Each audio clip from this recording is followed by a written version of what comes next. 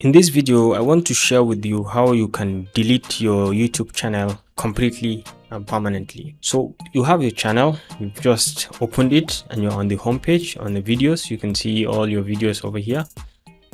All the videos that we have, you can see a bunch of them, so many of them. But then you are tired, maybe you want to take a break and you want to delete this channel. So to delete this channel, all you need to do is to come to this your Gmail icon, account icon over here. You just click on it and then you can come to settings.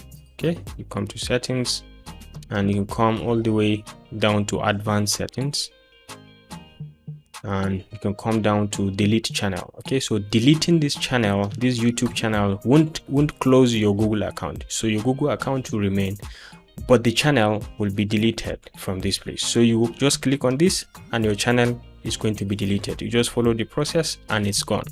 So once you're tired, you want to delete your channel, this is just the process on how to delete it. If you like this video, give it a thumbs up and don't forget to hit the like and subscribe buttons to stay connected to this channel for more of our very useful videos. I'll see you in my next video.